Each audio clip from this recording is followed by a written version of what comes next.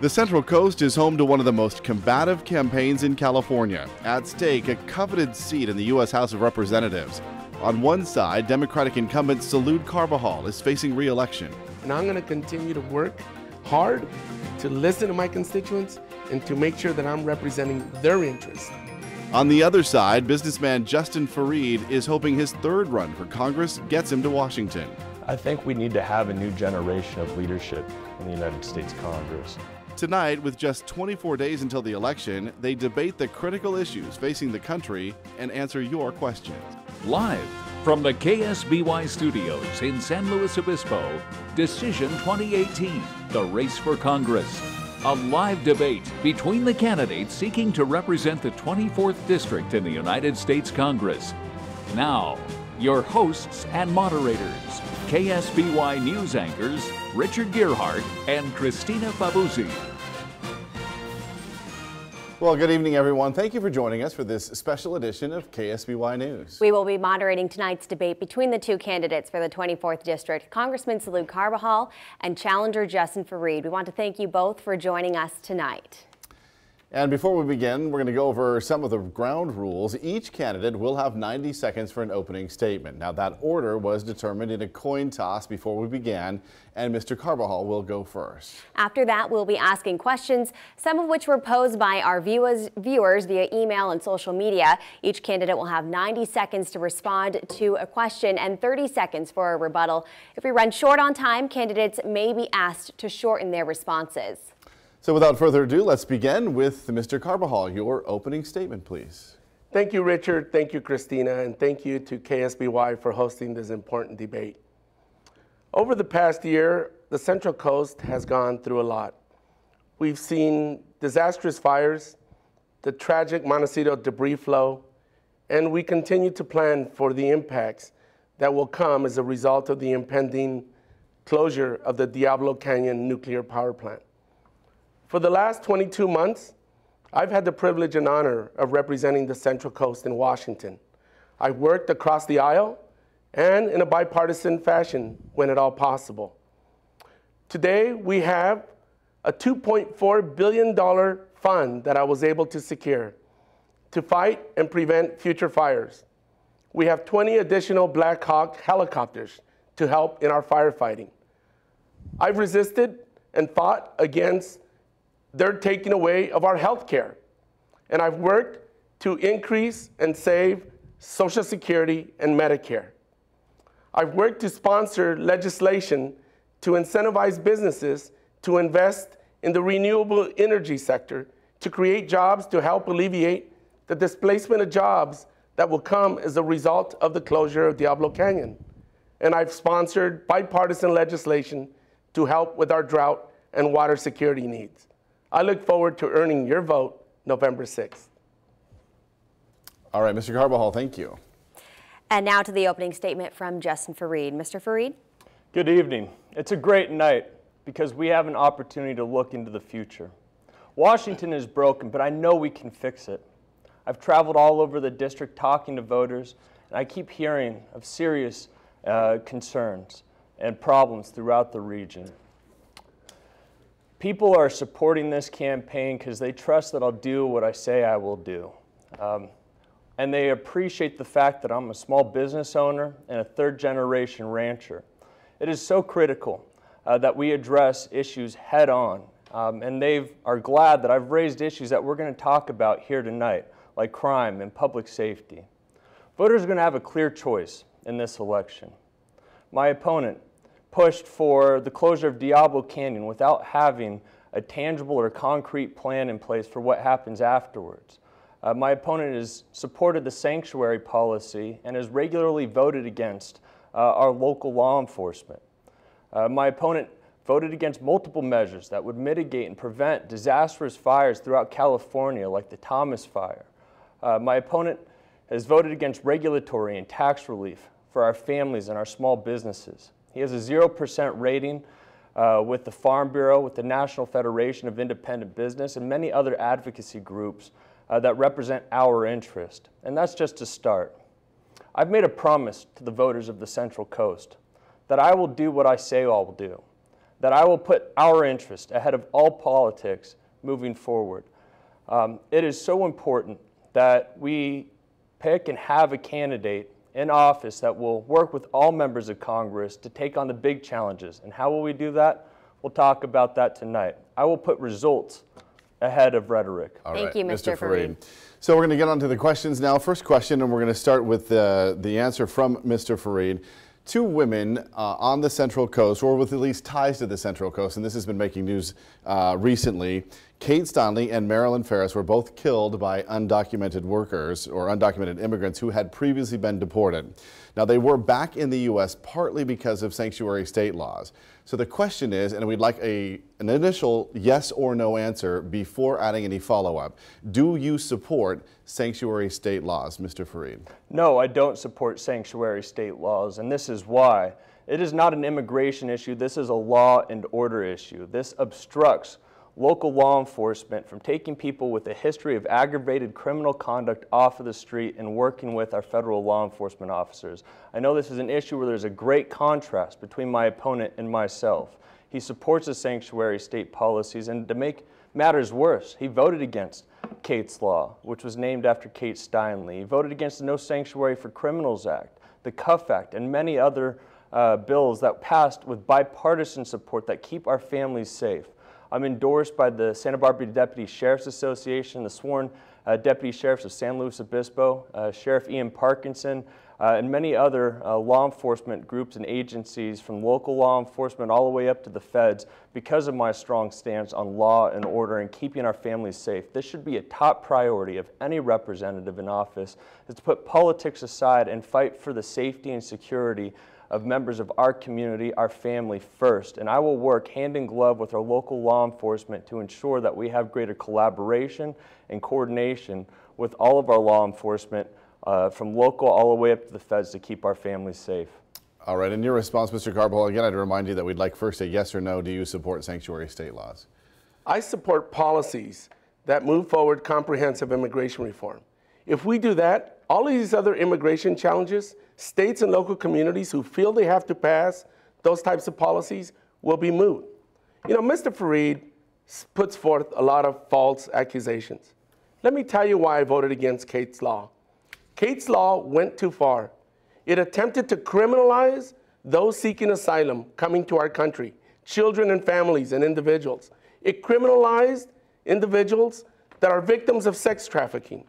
I put forth an amendment to take that away from that legislation.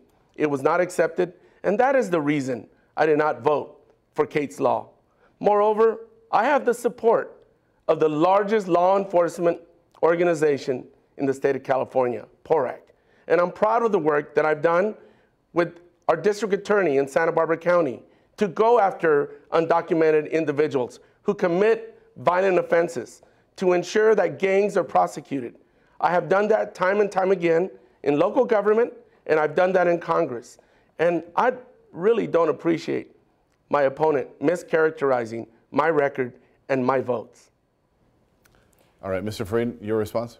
I would say that my opponent is misleading at best by supporting sanctuary state policies that obstructs local law enforcement from working with our feds to make sure that folks with a history of aggravated criminal conduct are taken off the street. When you're talking about Kate's Law, this would have prevented anybody who had multiple misdemeanors or felonies that had been deported from re-entering by increasing the penalties, and that was it. When we're talking about human trafficking, this is a huge issue, and we could address this, but that had nothing to do with Kate's Law.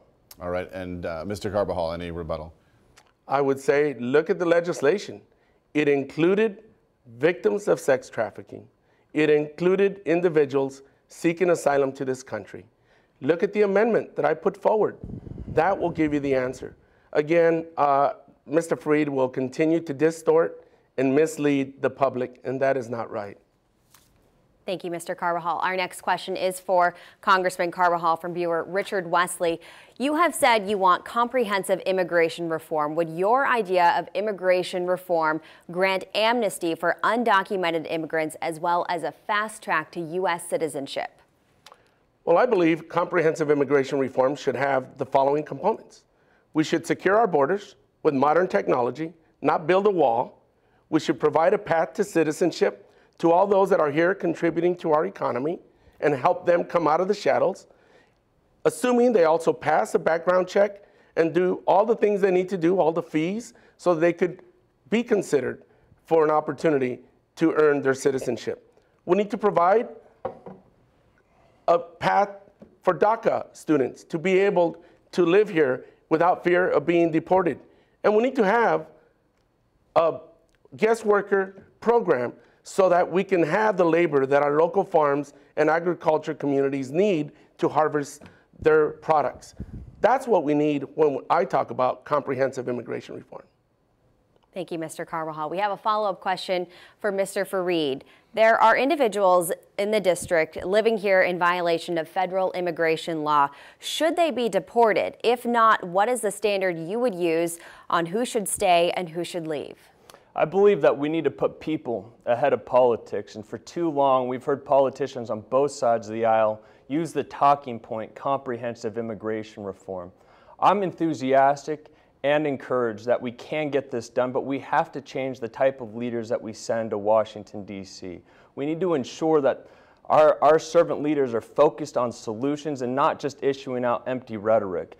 There was a bill that was brought up to the floor for a vote that would have addressed securing our borders, making sure that we had smart security, the resources for manpower and for infrastructure, to make sure that there was a legal bridge for our dreamers to get residency and earn citizenship over time, to make sure that there was a legislative fix and a mandate that would end separating families at borders. We need to encourage folks to go through legal ports of entry. If they're seeking asylum, we need to be able to expedite that process so that they can get their cases heard.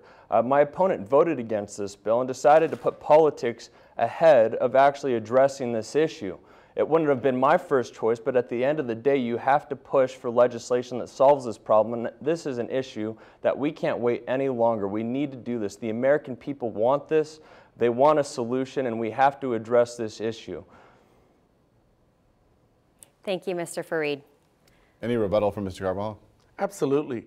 I was a co-sponsor of the Bipartisan USA Act, the DREAM Act, and also the Blue Card Bill that would have promoted a workforce for our agriculture community.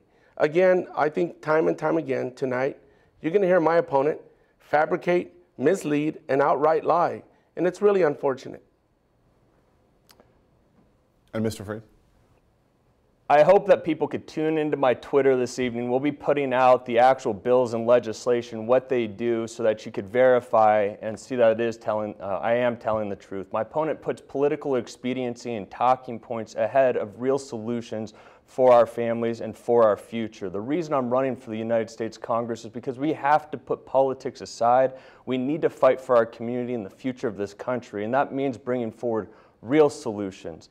He'll say and do whatever it takes to get elected. My goal is to focus on the truth and bring forward real, tangible policy solutions. All right, we're going to move on to one more question about immigration, and this one we'll start with Mr. Fareed, but the question is for both of you. Do you support ICE and Border Patrol agents in the work that they're doing? And furthermore, do you think that local law enforcement agencies and jail staff should be able to or even required to work with those agents when it comes to immigration? I absolutely believe that the sanctuary policy that my opponent supports obstructs the ability for local law enforcement to work with the feds to make pointed detentions for those of whom have a series of aggravated criminal conduct. We need to make sure that we're pointing and identifying individually those who would cause harm to our communities.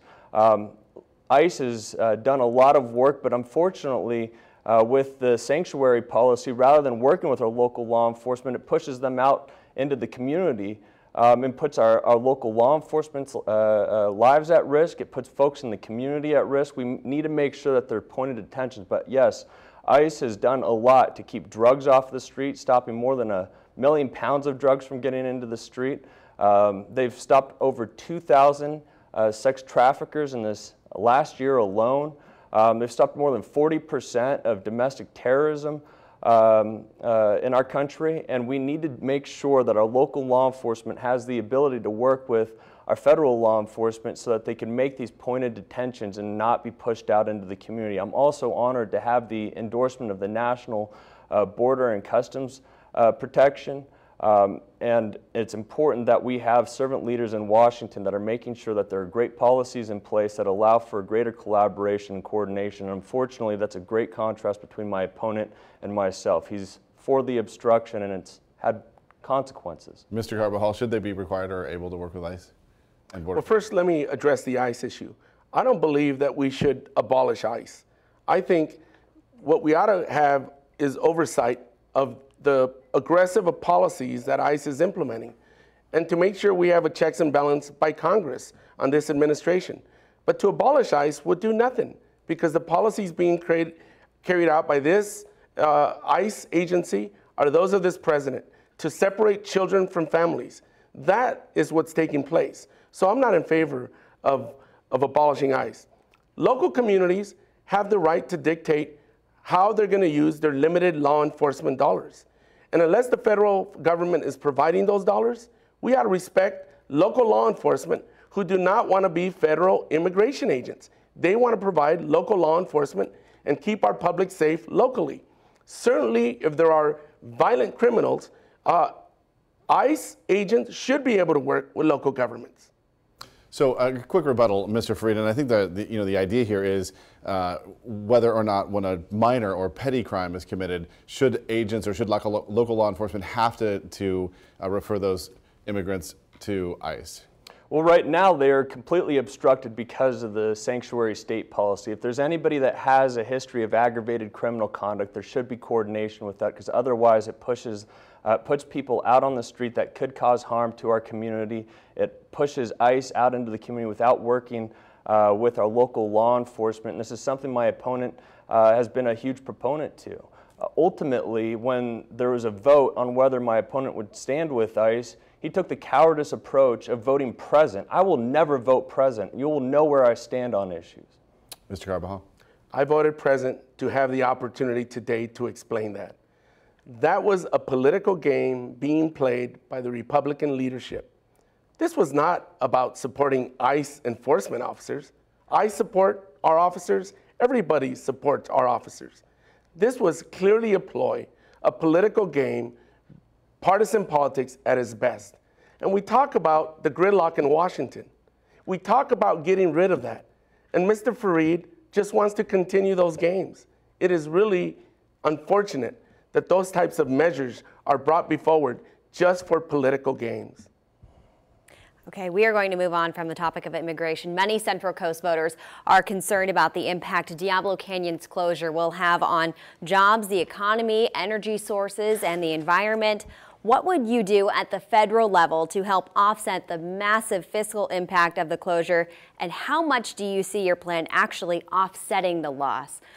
Mr. Carbajal? Thank you. Well, I've sponsored Energy Opportunity Zones legislation that will incentivize local businesses to invest in renewable energy, to create local jobs, to help with the displacement of the 1,500 jobs that will be displaced as a result of the closure of Diablo Canyon. I've also worked with the community. I've had several roundtables with business, schools, educators, stakeholders at large. And I worked with the community to get a federal grant so that they could start planning an economic development strategy to deal with the impacts that will result from the closure. Also, I voted with Congress in a bipartisan bill directing the Department of Energy to identify all federal sources that could help SLO County during this transition to the decommissioning of the Diablo Canyon power plant. I'm doing everything possible to help the local community get as many resources as possible to mitigate that impending challenge that this community is going to face. Thank you, Mr. Carbajal. Mr. Fareed, what would you do at the federal level to help offset the fiscal impact of the Diablo Canyon closure, and how much do you see your plan actually offsetting that loss? Well, I think it's a shame, first of all, that my opponent pushed for the closure of Diablo Canyon without having a concrete plan in place of what happens next. As a small businessman, you always plan out a succession strategy or an exit strategy before you ever make a decision like something like that. But it's this is a prime example of government overreach in this regard. What I would do in the United States Congress, we've been dealing with a significant drought here on the Central Coast. We have some of the highest water rates in the entire nation. We need to have a solution to this problem. What compounds this issue is the bureaucracy and the time, the litigation that goes along with getting permitting done for water projects and solutions. What I would do with Diablo Canyon, what I would suggest happen is streamline the permitting process to retrofit Diablo. We have some of the best into a desalination plant. We have some of the best pipe fitters and electricians in the entire state here in our region. It would create local jobs, and it would solve an issue that we have with the infrastructure that's currently in place to ensure that we have water for our families and our future, to reduce costs in the long term. So I would streamline that permitting process to make that more efficient, more effective, reduce the cost of water in the long term, and create local jobs. Thank you, Mr. Fareed. Congressman Carbajal, 30 seconds for a rebuttal. If you look at when the agreement to close Diablo Canyon was reached, it was before I became a member of Congress. But I say that because that underscores the egregious lies that you will continue to hear tonight. Go Google when the agreement to close down PG&E occurred. PG&E and local stakeholders agreed to move in that direction way before I got to Congress. Go Google that and you'll find out that, again, you're hearing lie after lie after lie. It's really, really unfortunate that we're going to hear that all night long. And it's thoroughly on record that you were a big proponent to shutting it down while you were elected as a county supervisor in Santa Barbara. That's what I'm referring to, Mr. Carbajal. Okay, moving on to another question about Diablo Canyon. According to the LA Times, Diablo Canyon produces as much non-carbon emitting power as all of the state's current solar production combined. Both of you have talked about replacing Diablo Canyon with more renewable energy. Is it possible to actually replace the power that Diablo produces right now with non-renewable sources? And the first answer goes to Mr. Fareed. Well, first and foremost, I would not have voted to shut down Diablo Canyon. I'm actually a proponent to nuclear energy. It's one. But it is being shut down. So is it possible to replace that power with non-renewable only, or would you also have to go back to carbon-emitting power to backfill that? It'll be very difficult to do so, Richard. It's most important that we do put out a practical plan that will allow for not only jobs to be created, the revenue sources that are going to be lost to our local school districts and our communities throughout the region, because we don't want to be in a position here where we have to decide, are we going to start cutting courses or programs out of high school, or laying off teachers, because so many of the revenues from PG&E went right into that. It's also, we got to make sure that we get energy costs under control, so we have to have a practical, balanced plan that can move us into the future. Mr. Carbajal? Absolutely. And the state of California has already put forth a plan to reach renewable goals and to become 100% renewable energy in the near future. That's why I sponsored the Energy Opportunity Zones. One, it'll help us move towards solar, wind, and wave energy, and it'll also move us into a renewable energy economy, thereby providing great paying jobs here in the region, and again, helping the displacement of so many employees that are going to be displaced during the decommissioning of the Diablo Canyon nuclear power plant. So a quick follow-up for you with that question. There are many people, and again, I'm referring to a New York or a Los Angeles Times article that came out that says that the problem with renewable energy right now is that it's inconsistent. So it relies on wind blowing, for instance, or the sun shining. We don't produce solar energy at night. Is it actually possible to meet that goal without, again, reverting to some additional carbon-emitting plants because of the closure of Diablo? I think absolutely we could get to that goal. Certainly it's going to be a transition and a phased-in approach, but we can, we should, and we should do everything possible to move towards weaning ourselves off of fossil fuels and investing in renewable energy. Okay, 30 seconds for you to rebut, Mr. Fareed. we need to have a practical plan moving forward. He doesn't have anything tangible that he's referring to other than that he thinks that. And I want to state this, with the bill that he's proposing, that does nothing to offset the revenues that will be lost to our local communities because of it shutting down. It's offering tax credits to people, but that does not offset what's going to happen to our local school districts, our law enforcement and public safety and infrastructure. There's so many things that need to be addressed economically for our future, and that's what I'll do as your representative. Okay, so then another follow-up question to you. If you're complaining or criticizing his plan, what would your plan be quickly? What do you have in mind? Yeah, I mentioned that, talking about retrofitting it into a desalination facility and having a practical approach that allows for a more balanced approach for energy demands here locally. Okay, and then another quick follow-up, and I'll give Mr. Carbajal a chance to respond as well. But that was an initial question that may not have been answered. Will that actually provide enough economic impact to replace Diablo Canyon, that desalination plant? Well, that'll be obviously one part of the solution, Richard, is one, we're solving the issue of our water crisis here in the Central Coast, but also in addition to that, we need to have a balanced approach on how we're going to address this issue economically, and that means creating more jobs and having a balanced approach until we get to a point where we can have renewable energies, but we're just not there yet. My opponent acts as though that's could happen tomorrow. It can't. Mr. Carbajal, 30 seconds for you. Well, that's why I lobbied the state PUC and our state legislature so that they could rethink the mitigation money that needs to come to our region to help with the schools, the revenues that will be lost by local governments in our schools. And that's something that is happening. But it took leadership to be able to contact our state officials and the state PUC to make sure that we're all working together, state, local, and federal government, to help alleviate the impact that we're going to have on the SLO community as a result of this closure. Thank you, Mr. Carbajal. We're going to move on to our next topic for the evening. Several viewers have asked for your reaction to the Me Too movement and the Senate hearings for now Supreme Court Justice Brett Kavanaugh and the testimony of Dr. Christine Blasey Ford. Congressman Carbajal, what was your reaction to that? The confirmation hearings were a travesty. Dr. Ford had the courage to come forward and share her terrible experience. And the United States Senate leadership failed her, failed to implement a thorough investigation, one that took her allegations serious. For far too long, women are not being taken serious on this issue, and we need to do more. We need to make sure that future confirmations do not provide for this miscarriage of justice so that women can continue to come forward and assert what's transpired to them. I believe that Mr. Kavanaugh, moreover, showed terrible temperament by expressing partisan views.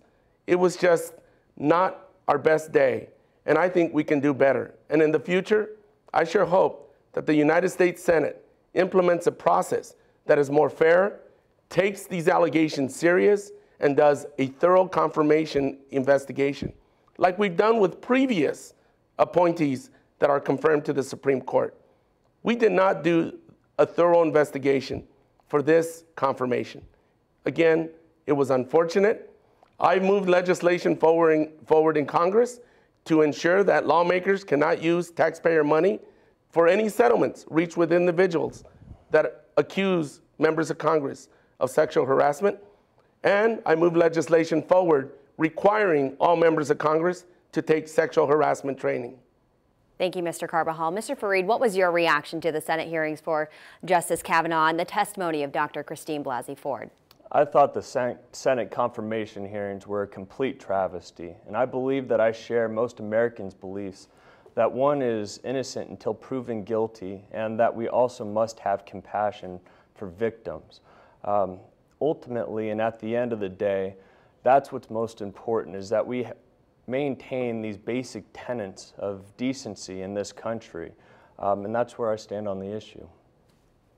Thank you. I want to give you 30 seconds to follow up, each of you. Viewers have asked during those hearings, did you personally believe Justice Kavanaugh or Dr. Ford, and how would you have voted on Justice Kavanaugh's confirmation. Mr. Carbajal? I believe Dr. Ford, and I would not have voted to confirm Mr. Kavanaugh, not only for what Dr. Ford said Mr. Kavanaugh did to her, but also because of his bias and partisan temperament that he displayed during the hearings. Thank you, Mr. Carbajal. And Mr. Fareed, 30 seconds. Did you believe Justice Kavanaugh or Dr. Ford, and how would you have voted on Brett Kavanaugh's confirmation? Well, they both said unequivocally and 100% that, Justice Kavanaugh said that he did not do that, and she said 100% he did do that. What I do believe is that we have a system in place that has the presumption of innocence until proven guilty, but that we also need to be compassionate for victims in this country, and we have to maintain that moving forward. And how would you have voted on Justice Kavanaugh's confirmation? I wasn't privy to what was in the 7th FBI background check and investigation, so it's very difficult for me to tell you exactly what I would do. I don't have enough information to know, but I have to trust that the senators did the right thing, and we had both Republicans and Democrats who did the advise and consent process to confirm the senator. Let me answer your question once again. I would not have confirmed. So I will answer your question. You're not getting that answer from my opponent. It's very simple, yes or no. My answer is no. I wish my opponent would provide the same type of simple answer. We'll give you one more chance, Mr. Fareed.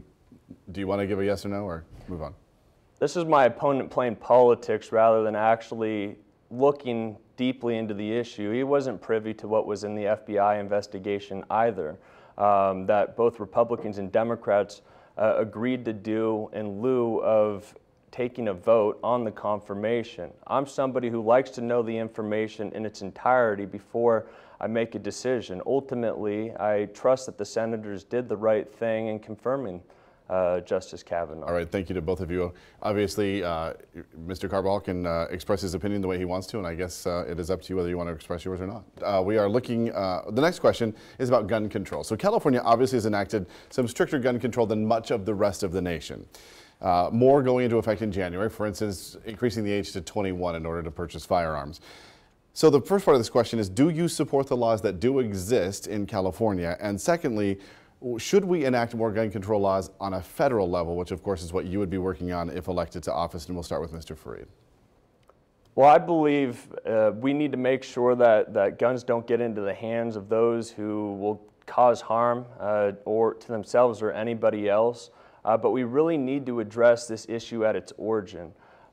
Making sure that our law enforcement has the ability to collaborate and coordinate with one another to keep our community safe is most important. And in fact, Sheriff Ian Parkinson is doing an outstanding job here in San Luis Obispo, leveraging technology like the Rave app, for example, that allows for individuals who have this application to be able to have faster response times, to be able to know exactly what's going on, where it's happening, and whatever the issue might be. They're actually also going through active training with one another. So we have interagency and department collaboration and coordination so that they could address these issues head on. There are many other things that we can do, and this is something I'm a big advocate for. In addition to that, we need to make sure that we have the necessary resources and results when it comes to mental health treatment and care. Here in San Luis Obispo County, for example, there's only 16 beds in the mental health facility. We need to make sure that those of whom may be potentially posing harm to themselves or to others have the ability to be preempted and have the resources necessary to be treated. And this has to have actual substance to it and not just rhetoric. Mr. Carbajal? Again, I will answer your question. Yes, I strongly support all the laws that are in place in the state of California. I also believe we need to pass federal laws to provide for universal background checks. I believe we need to also pass laws to ban assault weapons. I served in the United States Marine Corps. I know what those weapons do. They don't belong in our streets. I believe we need to also ban high-capacity magazines. And we need to move forward red flag bills like the one I sponsored with my Democrat and Republican colleagues to allow family members law enforcement, and the courts to temporarily take guns away from individuals who pose a danger to themselves or others. Look, I also know the grief that comes from families and communities that are struck by gun violence. We had it here in our own Central Coast in Isla Vista. I have a sister who took her own life with my father's revolver when I was a little boy. I know the grief that goes with gun violence, and we certainly can and should do more, not only in the state of California, but from the federal government standpoint. And we can do that, and we should be able to do it in a bipartisan way. All right, we're going to end that question right there, and I want to let our viewers know and you as the participants know that because we're more than halfway through our hour-long debate, we are now going to restrict the answers to 60 seconds and still provide chance for rebuttal if appropriate. Okay, as the open enrollment period approaches, many Americans are facing high prices for health care in 2019. Would you consider legislation to lower the price of premiums and prescription drugs, Mr. Carbajal? Absolutely, absolutely. I voted against the many votes that were brought before the House of Representatives, the repeal attempts to get rid of the Affordable Care Act. The Affordable Care Act brought forward health care for individuals with pre-existing health care, with pre-existing illnesses, should I say. It allowed young people to be on their parents' health insurance up until the age of 26. And it gave women the same preventative access to care that men have had for many years. We can and should lower prescription drug costs, and that's why I have been working in a bipartisan way to provide for a public option so that we can have more competition, so that we could allow the Medicare to do what the VA does and negotiate medication prescription drug prices so that we could pass on those savings to seniors. There is a lot we can do, and we should be able to do it together. Thank you. And Mr. Fareed, would you consider legislation to lower the price of health care premiums and prescription drugs? Absolutely. And we saw when Congress unilaterally passed the health care bill without any congressional participation in the House, what the end result was. What we saw was, over the last decade, skyrocketing deductibles and premiums, and we have to bring these costs down. That's going to require members of Congress working in a bipartisan way to tackle these issues head on. We need to reduce the cost for prescription drugs, but we also need to have affordable and accessible health care, and that could only happen through creating greater competition so you could buy health insurance across state lines. We also need to reduce the cost of health care by reforming tort reform. We have to have tort reform so that we don't have doctors and facilities that are practicing defensive medicine that are raising the cost of health care. These types of approaches will reduce health care and make health insurance more accessible and more affordable. All right, the next question comes from Simone Levine of Arroyo Grande, who would like to know, how do you plan to ensure the solvency of Social Security and Medicare? And we'll again start with Mr. Fareed. This is a highly critical issue. I think when we're talking about these programs, we have to ensure that the promises that are made are kept. What we need to address head on is the broken budget structure in Congress. So much of what goes on day to day has very little oversight or management. You know, Congress's main basic responsibilities is ensuring that programs are working, and the way that we're going to do this is through budget reform. If we could get the budget under control where Congress isn't spending more than it's taking in, that programs are actually effectively serving the needs of the American people, and we're generating greater economic growth, we'll be able to make sure and ensure that these programs are solvent in the long term, not just for the generations that have paid into it, but for future generations as well. Representative Carbajal. These two programs are not entitlement. This is your money, our seniors' money, who paid into Social Security and Medicare. And those trust funds are being depleted. But let me tell you, the first thing we need to do is make sure we don't raid those trust funds. The Republican majority in Congress passed a tax plan that added $2 trillion to our deficit. And you know what the target is now to make up for that expense? Coming after Social Security and Medicare. What we could do is work together in a bipartisan way to come up with solutions. we could actually increase the fees that are collected from not just individuals who receive up to $127,000, but look at individuals who make more than $400,000. I think we ought to look at ways so that we can make the trust funds more solvent. But first, it's stopping the raid by ridiculous expenditures by this Republican majority, with giving away 83% of the tax benefit to the wealthiest corporations in the United States. Mr. Freed, would you like to respond? Absolutely. That's just partisan rancor that we've come to expect from my opponent. At the end of the day, both parties have been at fault raising the deficit to over $20 trillion. And when that's the case, so much money is being borrowed that's not allowing for anything to be solvent. He voted to increase the deficit by $1.3 trillion. There's a 2,300-page bill that came before Congress, and I doubt my opponent even read it. At the end of the day, so much of the money that is being spent by Congress today is borrowed money. What we need to do is get that under control, and I have a plan to do that. 30 seconds for you, Mr. Carbajal.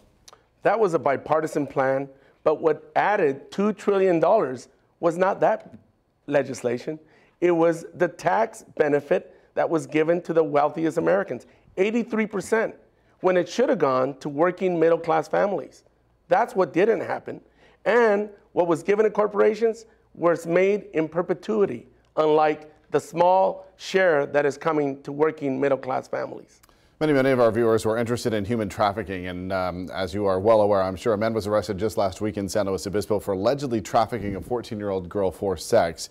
What sort of federal policies would each of you put into place to help stop human trafficking on the Central Coast and across the state and the nation for that matter, Mr. Fareed?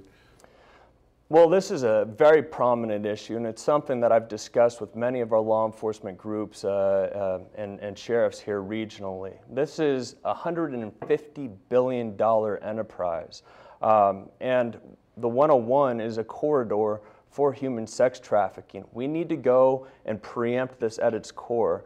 For anybody who is engaging in this heinous activity, we need to have policies in place that allow for us to go after and take this out right at its origin, the origin of the problem. And this is going to happen through greater collaboration and coordination with all of our agencies up and down, from local all the way up to the feds. And this is, again, an issue where the policies that my opponent supports obstruct from our law enforcement to work with one another in a real cohesive and coordinated way to make this happen. But I do commend the men and women who serve on the front lines every day that work to keep our communities safe and to mitigate these types of issues, and I will continue to be a champion for that. Mr. Carbajal. Well, my opponent should start by not supporting legislation that criminalizes victims of sex trafficking. Secondly, I've been working with law enforcement, our DAs, to look at what we could do to strengthen the penalties from perpetrators that are involved with this terrible act of trafficking individuals, human beings. This is tragic. We should not allow these crimes to be taking place in our communities. And we can work on moving legislation forward in a bipartisan way that will increase penalties, get to the root of this issue, and ferret out this nefarious crimes that are taking place throughout our country. Mr. Fareed, 30-second rebuttal. That's just an absurd thing to say. My good friend, Assemblyman Jordan Cunningham, has been a champion on this issue, and I've worked and spoken with him about this at great lengths. I've also supported organizations in our own community like Junior League that have recently worked to open up Safe House that works with victims of child sex trafficking. This is something I'm incredibly passionate about, and I don't even know what he is referring to, but ultimately and at the end of the day, the reason I have the backing of our law enforcement is because of issues just like this, and that's in grave contrast with my opponent. Mr. Carbajal, 30 seconds. The largest law enforcement agency, organization in California, PORAC, has endorsed my candidacy. And I think when you look at all the work that I've done, both in local government with our DAs, to protect victims of these types of crimes, and that I continue to do in Congress, I think speaks for itself. Thank you to you both. We will be moving on to our next topic. Do you support a federal ban on fracking, the practice of hydraulic fracturing to access trapped oil deposits? If so, What would you tell those on the Central Coast who depend on the oil and gas industry for employment? Congressman Carbajal? I do support a ban on fracking because of the danger it poses to our aquifers. Right now, those that are doing fracking are not required to disclose their chemicals. They're given an exemption from the Clean Drinking Water Act. So we need to reconcile that issue that exists, first and foremost. But we also need to, any employees that are displaced from one sector, I think we need to make sure we're providing work training programs and opportunities for retraining so that those individuals could get other well-paying jobs in other sectors.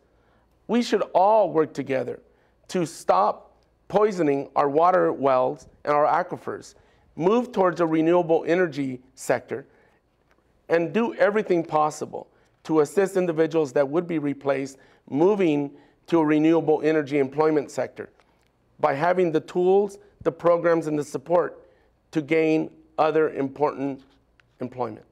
Thank you, Mr. Carbajal. Mr. Fareed, do you support a ban on fracking? And if so, what would you tell those who are employed by the oil and gas industry? Well, I want to put this into perspective. There is no fracking here on the Central Coast in Santa Barbara or San Luis County as it is. My opponent will have you believe that this is a grave and imminent danger, but that's not the case. We don't do it here. Ultimately, we need to make sure that there are strong regulations in place that ensure our safety for anything and everything around this country. We need to have practical regulations in place that monitor these types of things, but with regard to the Central Coast, that's just not a reality. But there is no ban on it right now, so would you support a ban? I support strong regulations and oversight of anything that we're doing across this country so that we are putting the environment and everything that we're doing with strong oversight and management so that there isn't anything that could detrimentally affect our communities or the people that live within them. And a rebuttal, Mr. Carbajal. If you just look at the news media and articles in Google, you will find that there was fracking in Santa Barbara County at one time, onshore and offshore. But there no longer And that's is. but you said there weren't. You said there weren't. There is not. There was fracking, and that's why there was also a measure that I supported in Santa Barbara County called Measure P. So again, fact check my opponent's assertions. Again and again, you're going to get misinformation all night long. Our next question, both of you are very familiar that the South Coast is still recovering from the Thomas Fire and the mudslides. Name one thing you would have liked to see done differently in the response effort to the Montecito mudslides. Representative Carbajal? Yes, one of the things that we have learned is that although we were able to pre-position a lot of the equipment and some of our first responders, knowing that this was likely to be a bad storm that triggered the Montecito debris flow. What we could have done in advance is have the state and federal government authorize the reimbursement for those pre-placement of those resources. And I think we could have done a better job that way if the federal government and the state government would have done a better job. Now we're able to do that. We recently passed legislation and funding to be able to do that. And that's as a result of learning that what you can do in advance goes a long way than waiting for the disasters to hit and then trying to recover after that. So that is something that I've learned that we could have done better, and we have taken action. Thank you. And Mr. Fareed, what is one thing you would have liked to see done differently in response to the Montecito mudslides? Well, I appreciate you bringing this question up because there are quite a few things that I would do. My opponent voted against two different bipartisan measures that would mitigate and prevent the destruction that we saw on the Thomas Fire and other fires throughout the state of California.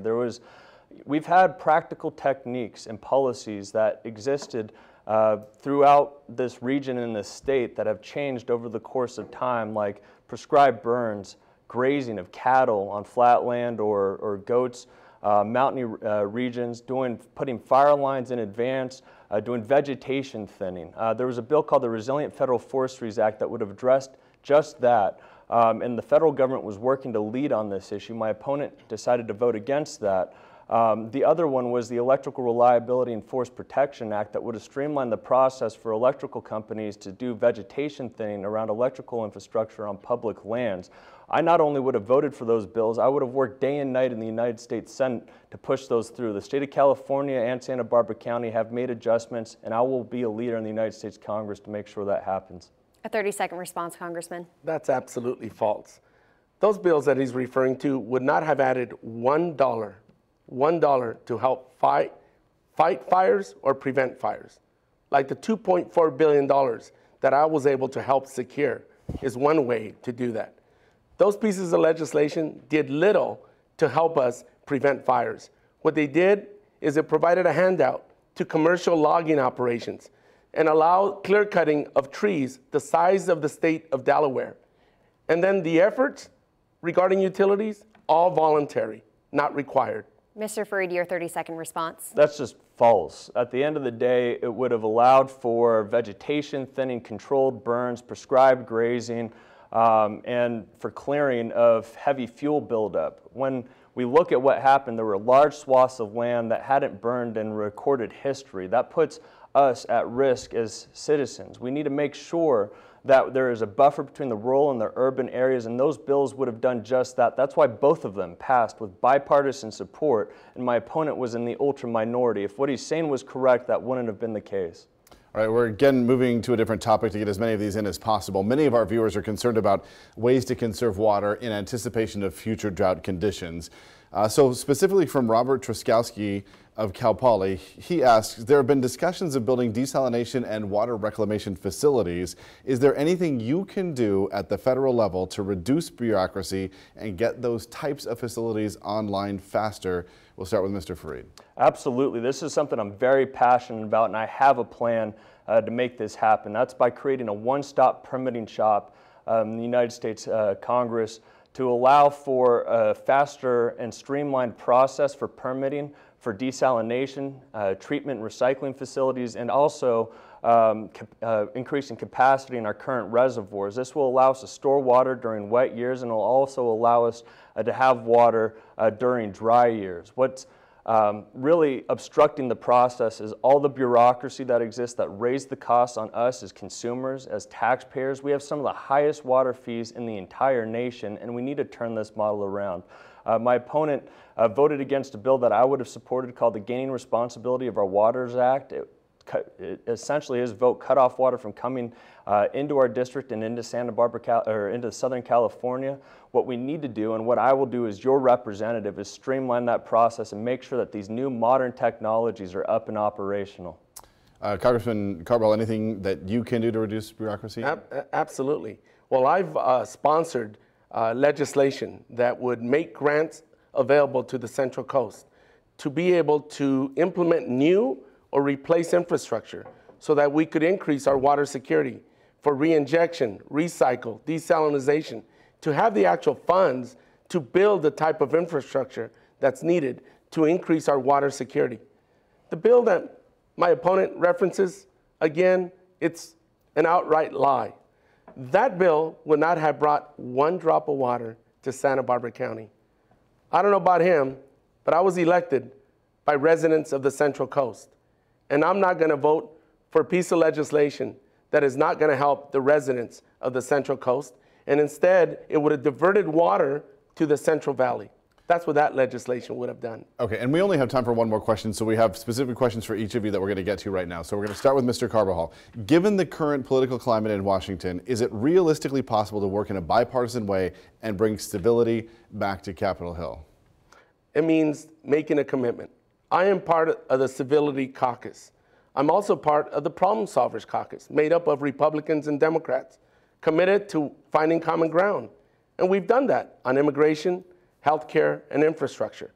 More importantly, I've also gone to visit my Republican, Don Bacon's district in Nebraska, and he's come out to my district so that we could build more relationships, get to know one another, see the similarities and differences from our districts, so that we could work on legislation where we find common ground. And we've done that.